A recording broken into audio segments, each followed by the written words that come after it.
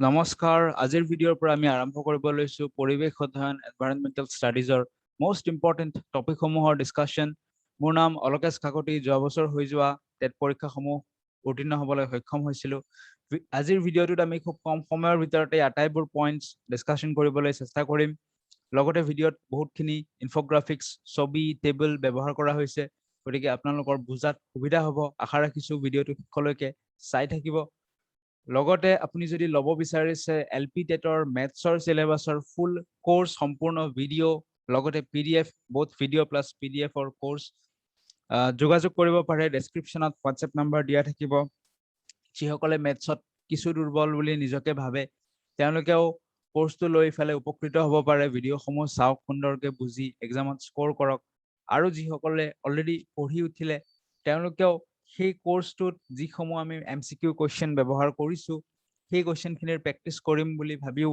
কোৰ্সটো তেওঁলোকেও ল'ব পাৰে গতিকে যোগাযোগ কৰিব যদি আপুনি ইন্টাৰেস্টেড হয় ডেসক্ৰিপচনত থাকিব হোৱাটসএপ নম্বৰ সো আজিৰ কন্টেন্ট হ'ব এইখিনি আহক আমি ডাইৰেক্টলি আৰম্ভ কৰো প্ৰথম কথা যে ইকোসিস্টেম বা পৰিস্থিতি তন্ত্ৰ মানে কি সো পৰিস্থিতি তন্ত্ৰ মানে বিশেষ একো নহয় এটা সিস্টেম ইকোসিস্টেম সিস্টেম মানে সিস্টেম এটা সেই সিস্টেমটো কোড থাকে এটা বিশেষ পার্টিকুলার রিজন এটাত থাকে যেনেকৈ আমাৰ কাজিৰঙাখন ধৰিব পাৰো এই কাজিৰঙাখনত কি আছে বহুতখিনি জীৱ-জন্তু আছে সেইবোৰ হৈছে জৈৱিক উপাদান পৰিস্থিতি তন্ত্ৰৰ জীৱ-জন্তুসমূহ জৈৱিক উপাদান আনহাতে কিছুমান অজৈৱিক উপাদান আছে যাৰ অবিহনে সেই জীৱ-জন্তুসমূহ জীয়াই থাকিব নোৱাৰে যেনে বায়ু হ'ব পাৰে মাটিখিনি হ'ব পাৰে পানী হ'ব পাৰে সেইখিনি হৈছে অজৈৱিক উপাদান এই জৈৱিক আৰু অজৈৱিক উপাদানৰ মাজত যে এটা ওতঃপ্ৰোত সম্বন্ধ আছে সেই সম্বন্ধটো বজাই ৰখা যেটো সিস্টেম বা তন্ত্ৰ তাকে আমি ইকোসিস্টেম বুলি কওঁ আমাক ডেফিনিশনৰ প্ৰয়োজন নাই কেৱল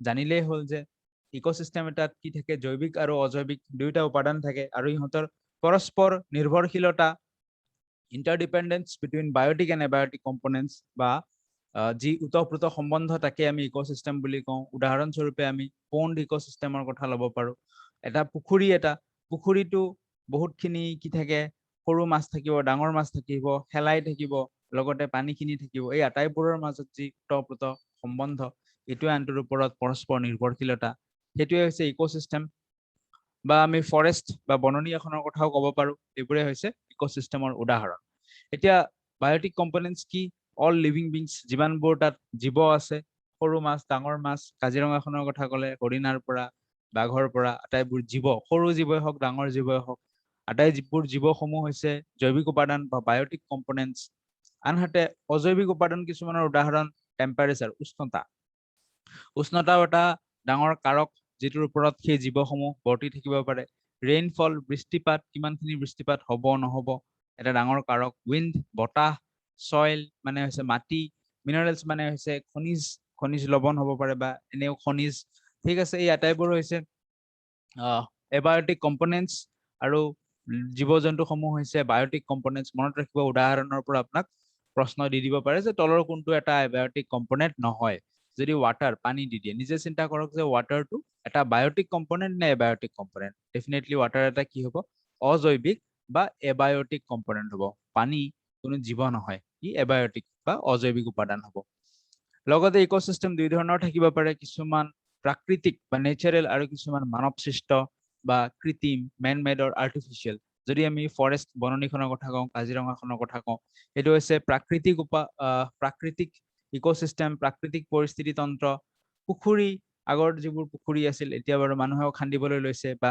হ্ৰদ এইবোৰ হৈছে প্ৰাকৃতিক কিন্তু বাগিচা যদি আমি কওঁ গাৰ্ডেন বা ক্ৰপ ফিল্ড মানে হৈছে শস্য পথাৰ বুলি যদি আমি কওঁ সেইটো হৈছে মেন মেড এই শস্য পথাৰটো প্ৰশ্নত আহে কাৰণ শস্য পথাৰ ধাননি পথাৰ দিয়াৰ লগে লগে মানুহে ভাবিবলৈ লয় সেইটো এটা প্ৰাকৃতিক ইকোসিস্টেম নেকি কিন্তু নহয় শস্য পথাৰ আচলতে এটা মেন মেড ইকোসিস্টেম মানৱ সৃষ্ট বা কৃত্ৰিম ইকোসিস্টেম আৰ্টিফিশিয়াল খাদ্যজাল কি হয় চাওক এটা ইকোসিস্টেমত এই গছবোৰ দেখিছে এই গছবোৰে কি কৰে নিজে নিজৰ খাদ্য প্ৰস্তুত কৰি লয় তাৰ পিছত এই গছবোৰক কিছুমান তৃণভোজী প্ৰাণী যেনে এই হৰিণটোৱে খায় আৰু এই তৃণভোজী প্ৰাণীটোক এটা মাংসভোজী প্ৰাণী যেনে বাঘে খায় এই হৰিণটোক সো এনেকৈ এডাল চেইন এডাল আমি দেখিবলৈ পাইছো শৃংখল এটা দেখিবলৈ পাইছো ৰৈখিক শৃংখল এই শৃংখলটোকে কি বুলি কোৱা হয় খাদ্য শৃংখল বুলি কোৱা হয় ইকোসিস্টেমৰ এটা পাৰ্ট হয় খাদ্য শৃংখল ইয়াতেও যদি আমি চাওঁ এই ঘাঁহ বনবোৰক এই পোকবোৰে খাব, পোকবোৰক ভেকুলীটোৱে খাব, ভেকুলীটোক সাপটোৱে খাব,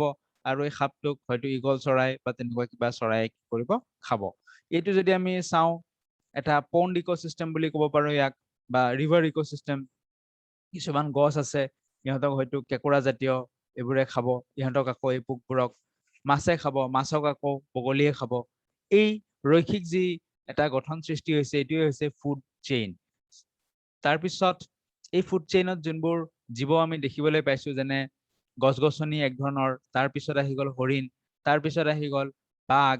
গতিকে এই আটাইবোৰ জীৱসমূহক, এই অৰ্গেনিজমসমূহক মূলতঃ কেইটামান ভাগত ভাগ কৰা হৈছে। সেয়া হৈছে উৎপাদক বা প্ৰডিউচাৰ। উৎপাদক তাৰমানে কি, সি নিজে উৎপাদন কৰিব পাৰে। এইবোৰ কোনবোৰ হ'ব? গছ-গছনিবোৰ হ'ব, সিহঁতে নিজে নিজৰ খাদ্য উৎপাদন কৰি লয়। তাৰপিছত আহি গ'ল উপভোক্তা। উপভোক্তাক আকৌ ভাগ কৰা হ'ব প্ৰথম পৰ্যায়ৰ উপভোক্তা বা প্ৰথম শ্ৰেণীৰ উপভোক্তা, যেনে হৰিণ। হৰিণটো হৈছে প্ৰথম শ্ৰেণীৰ উপভোক্তা, বাঘটো হৈ যাব দ্বিতীয় শ্ৰেণীৰ উপভোক্তা। তাৰপিছত আহিব আন এটা অনুজীৱসমূহ যিবোৰ থাকিব, বেক্টেৰিয়া, ভাইৰাছ, সেইবোৰ হৈছে বিয়োজক। বিয়োজকে কি কৰে? বিয়োজকে এই বাঘেই হওক বা এই হৰিণটোৱেই হওক বা এই গছসমূহেই হওক, এইবোৰ যেতিয়া মৰি যাব, মৰি যোৱাৰ পিছত ইহঁতক পচাই ফালে নাইকিয়া কৰি দিব, বা আমাৰ যি বাতাবৰণ আছে বাতাবৰণত মিলাই দিব। সেয়া কোনে কৰিব? সেয়া বিয়োজকে কৰিব। তাৰপিছত আহিলো ট্ৰফিক লেভেল বা পৌষ্টিক স্তৰ কি হয়। চাওক, এই যে আমি দেখিবলৈ পাইছো গছ-গছনিসমূহে নিজে নিজৰ খাদ্য প্ৰস্তুত কৰিলে, তাৰপিছত তেওঁলোকৰ সেই গছ-গছনিসমূহক খাই পেলাই তৃণভোজী প্ৰাণীসমূহে কি লাভ কৰিলে? পুষ্টি লাভ কৰিলে। তেনেকে কেইটামান আমি স্তৰ বনাব পাৰো। সেই স্তৰবিলাককে আমি ট্ৰফিক লেভেল বা পৌষ্টিক স্তৰ বুলি জানো। প্ৰথমতে আহিব প্ৰডিউচাৰ বা উৎপাদক। প্ৰথমতে উৎপাদক আহি যাব, যেনে গছ-গছনিসমূহ। তাৰপিছত উৎপাদকসমূহক কোনে খাব? যেনে হৰিণ বা গৰু, তেনেধৰণৰ যিবোৰ তৃণভোজী বা ছাগলী, তৃণভোজী যিবোৰ জন্তু আছে সেইবোৰে খাব, আৰু সেইবোৰ উপভোক্তা হৈ যাব। সেইবোৰ কেনেকুৱা উপভোক্তা? সেইবোৰ হৈছে প্ৰাইমাৰী কনজিউমাৰ বা প্ৰথম শ্ৰেণীৰ উপভোক্তা। তাৰপিছত এই প্ৰথম শ্ৰেণীৰ উপভোক্তাসমূহক কিছুমান তৃণভোজী, প্ৰথম শ্ৰেণীৰ উপভোক্তাসমূহ তৃণভোজী, ইহঁতক আকৌ কোনে খাব? ইহঁতক বাঘ, সিংহ আদিয়ে খাব। সেইবোৰ হৈছে দ্বিতীয় শ্ৰেণীৰ উপভোক্তা। বাঘ, সিংহ আদিবোৰ কি? ছেকেণ্ডাৰী কনজিউমাৰ্ছ বা দ্বিতীয় শ্ৰেণীৰ উপভোক্তা। কিছুমান ইক'চিষ্টেমত আমি টাৰ্চিয়াৰী কনজিউমাৰ বা তৃতীয় শ্ৰেণীৰ উপভোক্তাও দেখিবলৈ পাম। যেনে এইটো যদি আমি কওঁ পণ্ড ইক'চিষ্টেম, ইয়াত চাওক এই পোকটো, এইটো পোকটো যোনে এই ঘাঁহবোৰ খাবলৈ লৈছে, সেইটো হৈছে প্ৰথম শ্ৰেণী, মাছটো দ্বিতীয় শ্ৰেণী, বগলীটো কি হৈ যাব? তৃতীয় শ্ৰেণীৰ উপভোক্তা হৈ যাব। গতিকে তেনেকে সি আগবাঢ়ি গৈ থাকিব। ই দ্বিতীয় শ্ৰেণীৰ উপভোক্তা, আৰু তাৰ ওপৰত আমি কি পাম? তৃতীয় শ্ৰেণীৰ উপভোক্তা বুলি পাম। সদায় মনত ৰাখিবলগীয়া কথা কি, গছ-গছনিবোৰ, সেউজীয়া গছ-গছনিবোৰ কিন্তু উপভোক্তা নহয়। সেইবোৰ কি? সেইবোৰ হৈছে উৎপাদক। এইটোকে ট্ৰপিক লেভেল বুলি কোৱা হয়। এনেকে আমি যদি স্তৰত সজাওঁ তাক কোৱা হয় ট্ৰপিক লেভেল। তাৰপিছত ট্ৰপিক লেভেলত প্ৰডিউচাৰ্ছ বা উৎপাদক কোনবোৰ? যোনবোৰ গছ-গছনি আছে সেইবোৰে হৈছে প্ৰডিউচাৰ বা উৎপাদক। তেওঁলোকৰ বিষয়ে আমি অকণমান পঢ়ি লওঁ। কি কৈছে? উৎপাদক কোন হয়? স্বপোষী উদ্ভিদ। স্বপোষী উদ্ভিদ মানে হৈছে অটোট্ৰপছ, যে নিজে নিজৰ খাদ্য প্ৰস্তুত কৰে, বা যি আমাৰ একুৱাটিক পানীৰ যিটো ইক'চিষ্টেম থাকে, সি হ্ৰদ হ'ব পাৰে, নদী হ'ব পাৰে, বা পুখুৰী হ'ব পাৰে। তাত কি থাকে? তাত কিছুমান শেলাই থাকে, নীল সেউজ শেলাই বা ব্লু গ্ৰীণ এলগি। ইহঁতে ফটোচিনথেচিছ কৰি ফালে সালোক সংশ্লেষণ কৰি নিজে নিজৰ খাদ্য প্ৰস্তুত কৰিব পাৰে, আৰু এইবোৰেই হৈছে প্ৰডিউচাৰ বা উৎপাদক। ইহঁতে কি কৰে? ইহঁতৰ বৈশিষ্ট্য হৈছে সূৰ্যৰ পোহৰৰ উপস্থিতিত সালোক সংশ্লেষণ প্ৰক্ৰিয়াৰে খাদ্য প্ৰস্তুত কৰে উৎপাদকসমূহে। মনত ৰাখিবলগীয়া কথা কি, সূৰ্যৰ পোহৰৰ উপস্থিতিত, মানে সূৰ্যৰ পোহৰটোক সিহঁতে শক্তি হিচাপে ব্যৱহাৰ কৰিছে। আৰু এই শক্তি কোনে শোষণ কৰে? পাতত থকা পত্ৰহৰিত বা হৰিত কণাই সূৰ্যৰ পোহৰত থকা শক্তি শোষণ কৰে। ঠিক আছে, মনত ৰাখিব, এইটো chlorophyll present in leaves is present in leaves to absorb energy from sunlight. এই সূৰ্যৰ পৰা সেই শক্তিখিনি, আমি যেনেকে ভাত ৰান্ধিবলৈ আমাক জুইত দিওঁ, জুই ব্যৱহাৰ কৰোঁ কি কৰিবলৈ? সেই শক্তিৰ ব্যৱহাৰ কৰোঁ। ঠিক তেনেকে তেওঁলোকেও সূৰ্যৰ পোহৰত থকা শক্তি ব্যৱহাৰ কৰে, আৰু পত্ৰহৰিত বা হৰিত কণাই কি কৰে? এই শক্তি শোষণ কৰি লয় সূৰ্যৰ পৰা। আৰু মনত ৰাখিব, এই পত্ৰহৰিতৰ কাৰণেই গছৰ পাতৰ ৰং আমি সেউজীয়া দেখো। গোটেই ফটোসিনথেসিস বা সালোক সংশ্লেষণ প্ৰক্ৰিয়াটো কেনেকুৱা ধৰণৰ অকনমান আমি যদি চাওঁ কাৰ্বন ডাই অক্সাইড গেছ বা বায়ুমণ্ডলৰ পৰা ল'ব আমি জানো গছে কাৰ্বন ডাই অক্সাইড গেছ লয় ক'ৰ পৰা লয় বায়ুমণ্ডলৰ পৰা লগতে শিপাই পানী শোষণ কৰিব এই কাৰ্বন ডাই অক্সাইড আৰু পানী লগ লাগি ফেলে সূৰ্যৰ পোহৰৰ উপস্থিতিত কিহৰ উপস্থিতিত সদায় এইটো সূৰ্যৰ পোহৰৰ উপস্থিতিত হ'ব আৰু ক'ত হ'ব ক্লোৰোফিল বা পত্ৰহৰিতত হ'ব কি উৎপন্ন কৰিব গ্লুকোজ শৰ্কৰা বা শ্বেতসাৰ উৎপন্ন কৰিব আৰু লগতে অক্সিজেন গেছ উৎপন্ন কৰিব এই অক্সিজেন গেছসমূহ পুনৰাই বায়ুমণ্ডলত এৰি দিব গতিকে গছে কি প্ৰক্ৰিয়াৰে অক্সিজেন গেছ বায়ুমণ্ডলত এৰি দিয়ে সেয়া হৈছে ফটোসিনথেসিস বা সালোক সংশ্লেষণ প্ৰক্ৰিয়াৰ জৰিয়তে বায়ুমণ্ডলত অক্সিজেন গেছসমূহ এৰি দিয়ে মনত ৰাখিব ফটোসিনথেসিস বা সালোক সংশ্লেষণৰ কেঁচা মাল বা আচলতে আমাক লাগিব কি আৰম্ভণিতে সেয়া হৈছে কাৰ্বন ডাই অক্সাইড আৰু ৱাটাৰ উৎপন্ন কি হ'ব গ্লুকোজ শৰ্কৰা বা শ্বেতসাৰৰ লগতে অক্সিজেন গেছ উৎপন্ন হ'ব এইখিনি কথা মনত ৰাখিব লাগিব তাৰ পিছত আহি গলো আমি ইকোলজিক্যাল পিৰামিড পিৰামিড যি পৰিস্থিতি তন্ত্ৰৰ পিৰামিড আছে এই পৌষ্টিক স্তৰৰ ওপৰত ভিত্তি কৰিয়ে আকৌ কি কৰা হৈছে অনুজীৱসমূহক কিছুমান পিৰামিডত ভাগ কৰা হৈছে মূলতঃ তিনিটা ধৰণৰ আমি পিৰামিড পাওঁ the three types of pyramid কি পিৰামিড পাওঁ পিৰামিড অফ এনাৰ্জি শক্তিৰ পিৰামিড তিনিটা ধৰণৰ আমি পিৰামিড পাওঁ শক্তিৰ পিৰামিড তাৰ পিছত দেখিবলৈ পাইছে তাৰপিছত কি আছে পিৰামিড অফ নাম্বাৰছ মানে হৈছে সংখ্যাৰ পিৰামিড তাৰপিছত দেখিবলৈ পাইছে তিন ধৰণৰ পিৰামিড পাওঁ মনত ৰাখিব সুধিব পাৰে কেই ধৰণৰ পিৰামিড পোৱা যায় ইকোলজিক্যাল ইকোসিস্টেমত তিন ধৰণৰ পিৰামিড শক্তিৰ পিৰামিড সংখ্যাৰ পিৰামিড আৰু পিৰামিড অফ বায়োমাছ তাৰ মানে হৈছে এইটো জৈৱ ভৰ বুলি ক'ব পাৰি জৈৱ ভৰৰ পিৰামিড কি হয় কেনেকে কি কথা সব বুজাই আছো সিলেবাসত কি আছে কি নাই গোটেই বস্তু বুজাই আছো চাই যাওক সো কোনে দিছিল এই পিৰামিডৰ কনসেপ্টটো হেয়া এই দুজন সাইন্টিষ্টে দিছিল এই দুজন পৰিৱেশ বিজ্ঞানী ঠিক আছে এই দুজনে দিছিল ইভাইলেন হ'ব চাগে প্ৰনাউন্সিয়েচন যি হলো আৰু এইপিনে ৰেমন্ড লিন্ডামেন তেওঁলোকে পিৰামিডৰ কনসেপ্টটো দিছিল আহক আমি চাওঁ পিৰামিডটো কি এইটো এটা মই পিৰামিড দেখিবলৈ পাইছো একদম তলত কি আছে তলত সদায় থাকে পিৰামিডৰ একদম তলৰ স্তৰটোত সদায় উৎপাদক থাকিব মনত ৰাখিব তলত কি থাকিব উৎপাদক সেউজীয়া গছ-গছনি বা উৎপাদক এই সেউজীয়া গছ-গছনিসমূহে সূৰ্যৰ পৰা ডাইৰেক্টলি তেওঁলোকে কি কৰিব শক্তি আহৰণ কৰিব এইটো এনাৰ্জি পিৰামিড ইয়াত আমি অকল শক্তিৰ কথা আলোচনা কৰিম সূৰ্যৰ পৰা ডাইৰেক্টলি গছ-গছনিসমূহে শক্তি আহৰণ কৰিব তাৰ পিছত সেই শক্তি কি কৰিব সেই শক্তি এতিয়া যেতিয়া হৰিণ বা তৃণভোজীসমূহে গছ-গছনিসমূহক খাব সেই শক্তি ট্ৰান্সফাৰ হ'ব কলৈকে নেক্সট ষ্টেপটোত কোন থাকিব প্ৰথম শ্ৰেণীৰ উপভোক্তা তাৰ পিছত সেই হৰিণ বা তৃণভোজীসমূহক যেতিয়া মাংসভোজীসমূহে খাব কি হ'ব সেই শক্তিৰ আকৌ ট্ৰান্সফাৰ ঘটিব কলৈকে নেক্সট ষ্টেপটোলৈকে সেই নেক্সট ষ্টেপটো মানে দ্বিতীয় শ্ৰেণীৰ উপভোক্তালৈকে ঠিক তেনেকে ওপৰলৈ গৈ থাকিব এতিয়া মন কৰিবলগীয়া কথা যে বিয়োজক বা ডিকম্পোজাৰ পিৰামিডৰ ওপৰৰ স্তৰটোত থাকে নেকি যোৱা বছৰ এনেকুৱা এটা প্ৰশ্ন আহিছিল কিন্তু মনত ৰাখিব যে পিৰামিডৰ ওপৰৰ স্তৰটোত কেতিয়াও ডিকম্পোজাৰ বা বিয়োজক নাথাকে কি থাকিব ওপৰৰ স্তৰটোত এই যেনেকুৱা সেকেন্ডাৰী কিছুমান ইকোসিস্টেমত সেকেন্ডাৰী কনজিউমাৰটোৱে ওপৰৰ স্তৰ হ'ব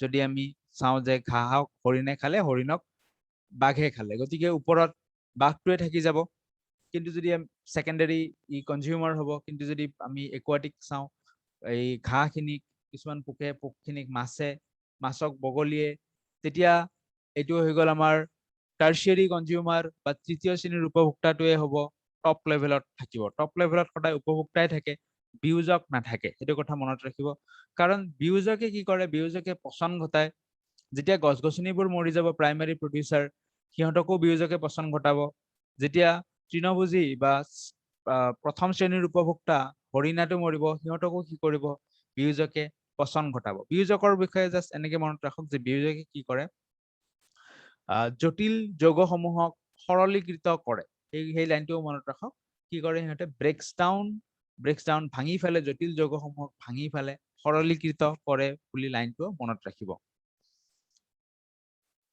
নেক্সট কথা হল এইটো আছিল এনাৰ্জি পিৰামিড ইয়াত জানিবলগীয়া আৰু এটা ইম্পৰ্টেন্ট কথা কৈ দিওঁ সেইটোৰ ইম্পৰ্টেন্ট বহুত কথাটো হল যে গছ-গছনিসমূহেটো সূৰ্যৰ পৰা ডাইৰেক্টলি কি পাব ডাইৰেক্টলি তেওঁলোকে শক্তি পাব গতিকে গছ-গছনিসমূহৰ লগত যিমান শক্তি থাকে তাৰে মাত্ৰ কিমান শতাংশ শক্তি তাৰে মাত্ৰ গছ-গছনি সমূহৰ লগত যিমান শক্তি থাকে মনত ৰাখিব সেই আটাইবোৰ শক্তিৰ মাত্ৰ 10% শক্তিহে কি কৰিব পাৰিব নেক্সট ট্ৰপিক লেভেলটোলৈকে বা নেক্সট স্তৰটোলৈকে গতি কৰিব পাৰিব গছ-গছনিৰ লগত যদি 100% শক্তি থাকে গোটেইখিনি গছ-গছনিয়েতো হৰিণাই খাই শেষ কৰিব নোৱাৰিব তাৰে মাত্ৰ 10% হে নেক্সট লেভেলটোলৈকে যাব সেই 10%ৰ আকৌ মাত্ৰ 10% হে কি হ'ব নেক্সট লেভেলটোলৈকে যাব বুজি পাইছে তো সেই কাৰণে এটা কথা মন কৰিবলগীয়া যে যিমানে আমি খাদ্য শৃংখল এটাৰ ওপৰলৈকে গৈ থাকো বা এই ট্ৰপিক লেভেলৰ ওপৰলৈকে গৈ থাকো জীৱ-জন্তুৰ সংখ্যা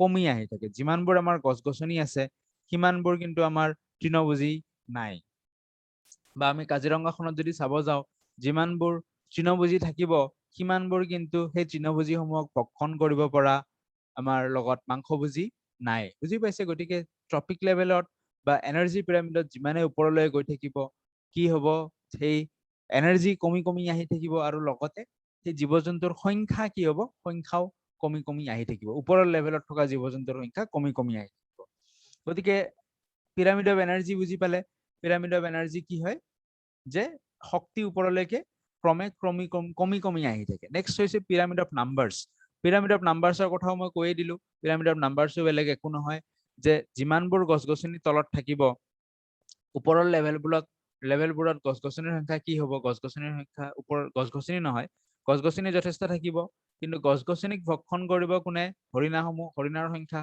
কমি আহিব কাৰণ সম্পূৰ্ণ এনাৰ্জি 100% এনাৰ্জি ট্ৰান্সমিট হ'ব নোৱাৰে কিছু এনাৰ্জি খৰচ হৈ যায় বা কিছু এনাৰ্জি কি হৈ যায় এজ এ হিট হিচাপে ৰিলিজ হৈ যায় সাৰাউণ্ডিঙত তাৰ পিছত যিমানবোৰ হৰিণা আছে সিমানবোৰ বাঘ বা সিংহ যিসকলে হৰিণাক ভক্ষণ কৰিব সিমানবোৰ থাকিব নোৱাৰে বাঘ বা সিংহৰ সংখ্যা কি হ'ব সদায় হৰিণাৰ সংখ্যাতকৈ কম হ'ব লাহে লাহে ওপৰৰ স্তৰবোৰত সংখ্যাও কমি আহিব সেইটো যদি আমি পিৰামিডত ৰিপ্ৰেজেন্ট কৰো তাকে কোৱা হ'ব পিৰামিড অফ নাম্বাৰছ নেক্সট আমি ডিসকাশন কৰিম pyramid of biomass pyramid of biomass আমাক লাগিব লগতে সিলেবাসটো যদি চাই তাত দিয়া আছে পন্ড এণ্ড গ্ৰাছলেণ্ড ইকোসিস্টেম পন্ড মানে হৈছে আমাৰ যি একুৱাটিক পানীত থকা যেটো ইকোসিস্টেম আৰু গ্ৰাছলেণ্ড মানে তো বুজিয়ে পাইছে এই দুটা আমাক সিলেবাসত দিয়া আছে বায়োমাছ মানে হৈছে জৈৱ ভৰ তাৰ মানে গোটেই অৰ্গানিজম সমূহৰ ভৰ এটা কথা চাওক এইটো এটা গ্ৰাছলেণ্ড মানে হৈছে ঘাহনি বা বননিত যেটো পৰিস্থিতি তন্ত্ৰ আছে তাৰে বিষয়ে আটাইবোৰ যদি আমি গছ-গছনিৰ ওজন জুখি চাও ভৰ উলিয়াও সদায় আমি কি পাম বহুত ভৰ পাম তাৰ তুলনাত হৰিণা বা তৃণভোজী সমূহৰ ভৰ কমকে পাম তাৰ তুলনাত যিসমূহ শিয়াল জাতীয় আছে প্ৰাইমাৰী কাৰ্নিভৰ বুলি কৈছে ইয়াক প্ৰথম শ্ৰেণীৰ মাংসভোজী সিহঁতৰ ভৰ আমি তাতকেও কম পাম আৰু তাতকেও কম আমি সিংহ বা বাঘৰ যে যিখিনি একদম মাংসভোজী আছে তেওঁলোকৰ ভৰ লাহে লাহে ভৰসমূহ ওপৰত কি হৈ যাব কমি আহিব এটো হৈছে পিৰামিড অফ বায়োমাছ জৈৱ ভৰৰ পিৰামিড কিন্তু এক্সেপশন এটা আছে এটোৰ পৰা প্ৰশ্ন আহি যাব পাৰে সেইটো হৈছে যে যদি একুৱাটিক ইকোসিস্টেম হয় পন্ড ইকোসিস্টেম পুখুৰী বা নদীৰ ইকোসিস্টেমটো যদি হয় তাত কিন্তু পিৰামিড অফ বায়োমাছটো সদায় উলুটা পিৰামিড অফ বায়োমাছটো কেনেকুৱা সদায় ইনভাৰ্টেড বা উলুটা ইয়াত যিসমূহ প্ৰডিউচাৰ থাকিব হেলাই থাকিব এটা পুখুৰী ইকোসিস্টেমত প্ৰডিউচাৰ কোনবোৰ হেলাইবোৰ প্ৰডিউচাৰ হয় হেলাইবোৰৰ ভৰ কম থাকিব কাৰ তুলনাত সৰু সৰু মাছবোৰৰ তুলনাত আৰু সৰু সৰু মাছবোৰতকৈ যিবোৰ ডাঙৰ ডাঙৰ মাছ আছে যিয়ে নেকি সৰু সৰু মাছবোৰক খায় সিহঁতৰ ভৰ কি হ'ব আটাইতকৈ বেছি হ'ব বুজি পাইছে গতিকে ওপৰলৈ যেতিয়া আমি চাওঁ ভৰৰ ক্ষেত্ৰত যদি চাওঁ ভৰৰ ক্ষেত্ৰত কিন্তু ওপৰলৈ কি হ'ব ভৰ বাঢ়ি যাব কিহত একুৱাটিক ইকোসিস্টেম কিন্তু গ্ৰাছলেণ্ড ইকোসিস্টেমত বাঢ়ি নাযায় ঠিক আছে এইটো কথা মনত ৰাখিবলগীয়া কথা পিৰামিড অফ বায়োমাছ বা জৈৱ ভৰৰ পিৰামিডৰ পৰা এইটো পইণ্ট মনত ৰাখিব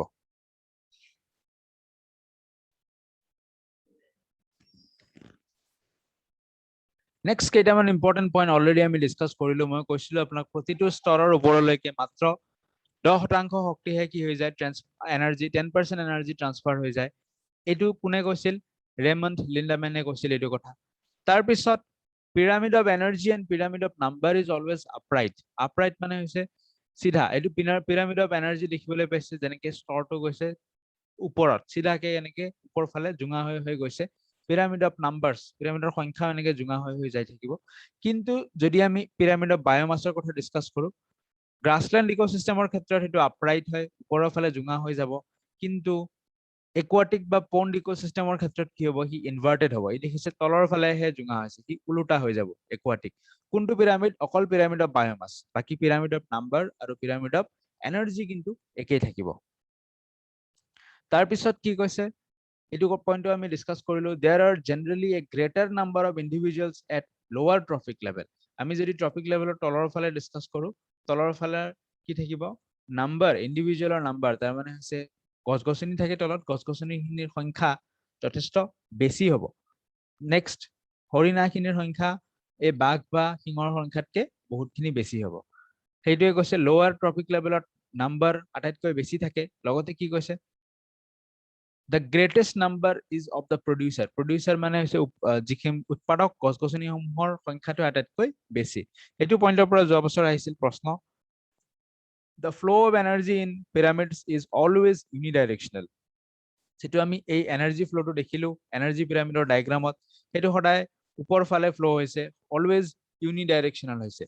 এনেকুৱা কেতিয়াও হোৱা নাই যে মাংসভোজীৰ পৰা আকৌ তৃণভোজীলৈকে এনাৰ্জি গুচি আহিব নেকি, তেনেকুৱাটো গুচি আহিব নোৱাৰে। সদায় তৃণভোজীৰ পৰা মাংসভোজীত যাব, উৎপাদকৰ পৰা তৃণভোজীত যাব, তৃণভোজীৰ পৰা মাংসভোজীত যাব, তেনেকে সদায় ইউনিডাইৰেকশ্যনেল হ'ব এনাৰ্জিৰ ফ্ল'টো। ঠিক আছে, এইখিনি ইম্পৰ্টেণ্ট পইণ্ট।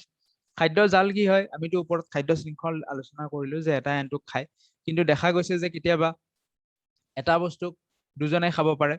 ঠিক আছে, এইটো এটা পোক, এই পোকটোক এই জেঠীটোৱেও খাব, এই চৰাইটোও খাব। লগে লগে কি হৈ গ'ল, খাদ্য শৃংখলত এটা বেলেগ ধৰণৰ চিষ্টেমটো অলপমান কমপ্লিকেটেড হৈ গ'ল, আৰু সি এক জালৰ সৃষ্টি কৰিলে। শৃংখল সৃষ্টি নকৰি, চিম্পল চেইন এডালৰ সৃষ্টি নকৰি সেইডাল জালৰ সৃষ্টি কৰিলে, ইয়াকে আমি খাদ্য জাল বুলি কওঁ। মূল পইণ্ট ইয়াতে, যেতিয়া পৰিস্থিতি তন্ত্ৰত এটা অনুজীৱক একাধিক জীৱই, এটা জীৱক একাধিক জীৱই ভক্ষণ কৰে, তেতিয়া কি সৃষ্টি হয়, খাদ্য জালৰ সৃষ্টি হয়। মনত ৰাখিব। বায়োডিগ্ৰেডেবল এণ্ড নন বায়োডিগ্ৰেডেবল কি হয়, যিসমূহ পদাৰ্থক বিয়োজকে কি কৰিব পাৰে, সৰলীকৃত কৰি দিব পাৰে, নোহোৱা কৰিব পাৰে। এতিয়া আলুৰ বাকলি যদি পেলাই ৰাখে 10 দিন পিছত নোহোৱা হৈ যাব। মানুহ এটা, জন্তু এটাৰ যদি জীৱৰ দেহ এটা পেলাই ৰাখে 2 মাহ 3 মাহ পিছত সি নিজে নিজে নোহোৱা হৈ যাব। বিয়োজকে তাক কি কৰিব, সৰলীকৃত কৰি তুলিব, সেইবোৰ বায়োডিগ্ৰেডেবল। আনহাতে সৰলীকৃত কৰি নতুলিলে সেইবোৰ নন বায়োডিগ্ৰেডেবল। অসমীয়াত জীৱ নিম্নীকৰণ আৰু জীৱ অনিম্নীকৰণ।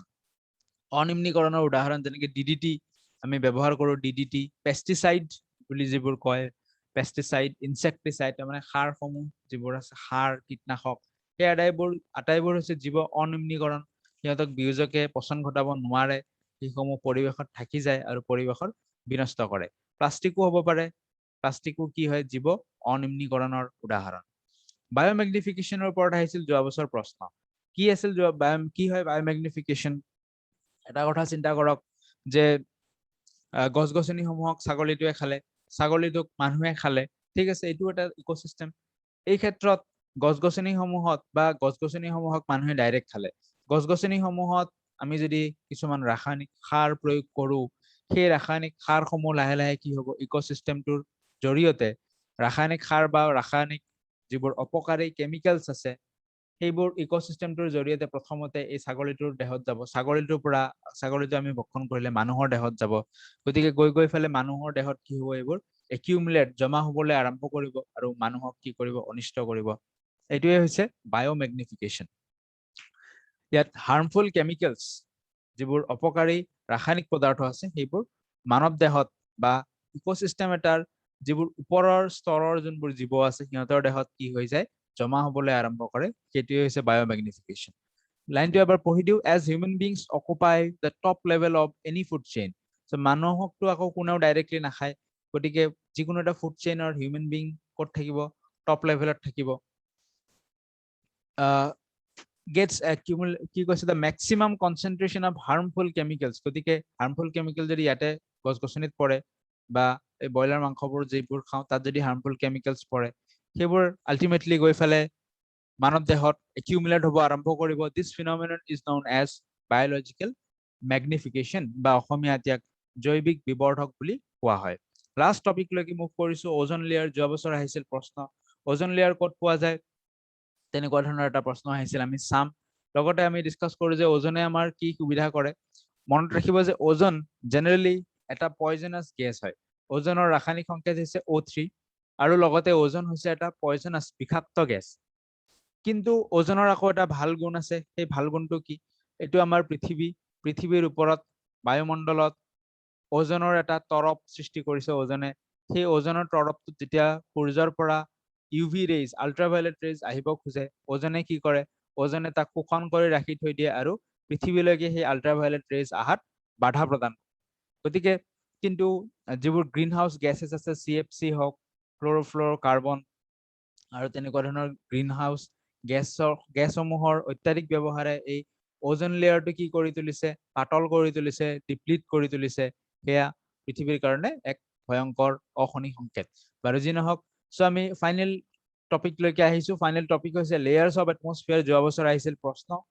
কি আহিছিল প্ৰশ্নটো যোৱা বছৰ? যে ওজন লেয়াৰ ক'ত পোৱা যায়? এইটো দেখিবলৈ পাইছে, ইয়াত লিখা আছে ওজন লেয়াৰ ক'ত পোৱা যায়, সেইটো আমাক প্ৰশ্ন আহিছে। সেইটো প্ৰশ্ন চাম। লগতে আমি বায়ুমণ্ডলৰ আটাইকেইটা লেয়াৰ কি কি তৰপ আছে আমি এবাৰ ডিসকাশন কৰি লওঁ। লগতে ঠিক মই কেনেকে মনত ৰাখিছিলো এই তৰপ কেইটাৰ নামটো, সেইটোও মই আপোনালোকক জনাই দিম। তৰপ কেইটা হৈছে ট্ৰপোস্ফিয়াৰ, ষ্ট্ৰেটোস্ফিয়াৰ, মেজোস্ফিয়াৰ, থাৰ্মোস্ফিয়াৰ আৰু ফাইনেলি এক্সোস্ফিয়াৰ।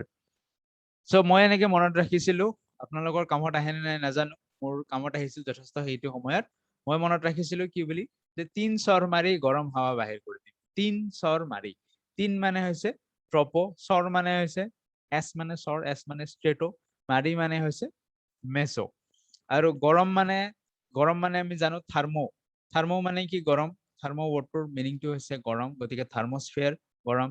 হাৱাটো বাৰু হাৱাটো থাকিল। বাহিৰ মানে হৈছে এক্সিট, ঠিক আছে? বাহিৰ মানে কি? বাহিৰ মানে এক্সিট, বা ইয়াতেও যিটো এক্সোস্ফিয়াৰ কৈছে এইটো বাহিৰৰ বহিৰ্তম তৰফ, সেইকাৰণেও ইয়াক এক্সোস্ফিয়াৰ বুলি কোৱা হৈছে। গতিকে মই এনেকে মনত ৰাখিছিলো, চাবচোন আপোনালোকৰ কাৰণে এপ্লিকেবল হয় নে নাই।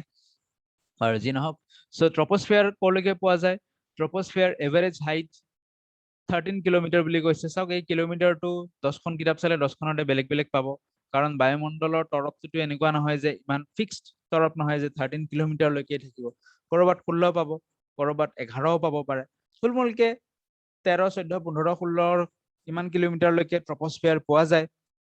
যিবোৰ ইয়াতে কি হয়, মেঘ ক'ত পাব? মেঘ ট্ৰপোস্ফিয়াৰত পাব। Cloud is found. All phenomena like rainfall, fog, hailstorm, বৃষ্টিপাত, শিলাবৃষ্টি, আটাইবোৰ ট্ৰপোস্ফিয়াৰত। মনত ৰাখিব, এইটো এনেকে আহে যে ৱেডাৰ ফিনমিনন, যিটো আমাৰ বতৰৰ পৰিঘটনাসমূহ কোনটো তৰপত সংঘটিত হয়, সেই আটাইবোৰ হৈছে ট্ৰপোস্ফিয়াৰতে সংঘটিত হয়। সেইটো কথা মনত ৰাখিব। ট্ৰপোস্ফিয়াৰৰ পৰা অকণমান যদি ওপৰত যায়, প্ৰায় 50 কিলোমিটাৰলৈকে, মানে 13 কিলোমিটাৰৰ পৰা 50, কিছুমান কিতাপত 16ৰ পৰা 48 বুলিও পাব। যদি ইমানলৈকে যায়, তো সেইটো কোৱা হৈছে ষ্ট্ৰেটোস্ফিয়াৰ। ষ্ট্ৰেটোস্ফিয়াৰত কি চলে জানে আপোনালোকে, যে এৰোপ্লেনটো সদায় মেঘৰ ওপৰেদি যায়। নিশ্চয় এনেকুৱা দেখিছে, বহুতে এৰোপ্লেনত উঠিলে হোৱাটছএপ ষ্টেটাছ দি থাকে নহয়, মেঘৰ ওপৰেদি যোৱা।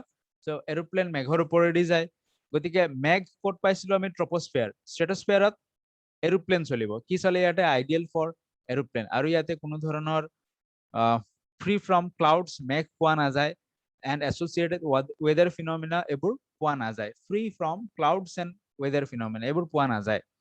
তাৰপিছত আহিলো মেজোস্ফিয়াৰ। মেজোস্ফিয়াৰে একদম 48ৰ পৰা প্ৰায় 80 কিলোমিটাৰলৈকে পোৱা যায়। ইয়াত কি হয়? Meteorites burn up in this layer on entering from space. আপোনালোকে গম পায়, কেতিয়াবা মহাকাশৰ পৰা ধূমকেতু পৃথিৱীৰ ফালে আহি থাকে। তো এই তৰপটো পোৱাৰ লগে লগে কি হৈ যায়? ইয়াতে সেই ধূমকেতুটো জ্বলি যায়। তাৰপিছত আহিলো থাৰ্মোস্ফিয়াৰ। থাৰ্মোস্ফিয়াৰটোৰ ইম্পৰ্টেণ্ট পইণ্টটো কি? যে radio' waves transmitted from the earth are reflected back to earth by this layer. So আমি যে ৰেডিঅ' শুনো, ৰেডিঅ' চেণ্টাৰ, এইটো এটা ৰেডিঅ' চেণ্টাৰ, আৰু এইটো আমাৰ ঘৰত থকা ৰেডিঅ'। সো ৰেডিঅ' চেণ্টাৰৰ পৰা ৰেডিঅ'লৈকে, আমাৰ ঘৰত থকা ৰেডিঅ'লৈকে কেনেকে ট্ৰান্সমিট হয়, সেয়া হৈছে প্ৰথমতে ৰেডিঅ' চেণ্টাৰে ছিগনেলটো পঠাই দিয়ে থাৰ্মোস্ফিয়াৰলৈকে। থাৰ্মোস্ফিয়াৰত ৰিফ্লেকশ্যন হয়, খুন্দা খাই পেলাই উভতি আহি কিনে আমাৰ ৰেডিঅ'টোত প্ৰৱেশ কৰে। এনেদৰে ৰেডিঅ' ছিগনেলসমূহ ক'ত ৰিফ্লেক্টেড হয়, ক'ত প্ৰতিফলন ঘটে, মনত ৰাখিব থাৰ্মোস্ফিয়াৰত। Temperature rises rapidly with increasing height. Ionosphere is a part of this layer. যিমানে আপুনি থাৰ্মস্ফিয়াৰত ওপৰলৈ গৈ থাকিব উষ্ণতা কি হ'ব খুব সোনকালে বাঢ়ি বাঢ়ি গৈ থাকিব। আৰু লগতে আয়নোস্ফিয়াৰ বুলিও এটা আছে, এইটো থাৰ্মস্ফিয়াৰৰ ভিতৰতে পোৱা যায়। ইয়াত আয়নসমূহ পোৱা যাব। আয়ন মানে হৈছে যদি মই বেছিকে ক'ব যাওঁ H+ হাইড্ৰজেন হিলিয়াম এনেকুৱা ধৰণৰ, বাৰু নকওঁ এতিয়া। তাৰপিছত হৈছে এক্সোস্ফিয়াৰ। এক্সোস্ফিয়াৰটো একদম আপাৰ মোষ্ট লেয়াৰ, বহিৰতম আপাৰ মোষ্ট লেয়াৰ। আৰু ইয়াতে কি পোৱা যায়, যি বায়ু থাকে বায়ুটো হৈছে ভেৰি থিন, খুব পাতল বায়ু পোৱা যায়। লগতে কি থাকে, light gases like helium and hydrogen float into the space from here. So' এই গেছবোৰ পোৱা যাব ইয়াতে, খুব পাতল গেছ যেনে হিলিয়াম আৰু হাইড্ৰজেন, এই পাতল গেছসমূহ ইয়াতে পোৱা যাব। চ' এই টেবুলখন ইম্পৰ্টেণ্ট হয়, মনত ৰাখিব। লগতে যদি ল'ব বিচাৰিছে মেথছৰ ফুল কোৰ্সটো ডেসক্ৰিপশনত থাকিব হোৱাটসএপ নাম্বাৰ, তাত আপুনি যোগাযোগ কৰিব পাৰে।